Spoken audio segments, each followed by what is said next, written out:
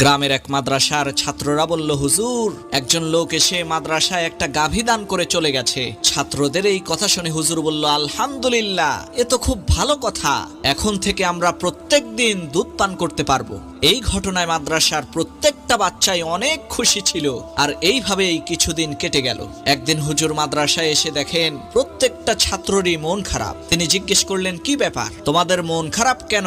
তখন ছাত্ররা বলল, হুজুর, ওই লোকটা আবার ফিরে এসে তার গাভীটাকে নিয়ে গেছে। ছাত্রদের এই কথায় হুজুর ভাবখানা এমন করলেন যেন কিছুই ঘটেনি, উল্টো খুশি হলেন। তখন একজন ছাত্র বলে উঠল, হুজুর, ওই লোকটা যখন গাভীটাকে দিয়ে গেল তখনও আপনি খুশি, এখন নিয়ে গেছে এখনো খুশি, কাহিনী বুঝলাম না। তখন সেই হুজুর হেসে বলল, আরে বাবা, এখন থেকে আমাদের আর গোবর পরিষ্কার করতে হবে না। ঠিক এই হুজুরের মতোই দুঃখের মধ্যে লুকিয়ে থাকা সুখটাকে খুঁজে বের করতে পারলেই দুনিয়ার কোনো জিনিস আপনার খুশি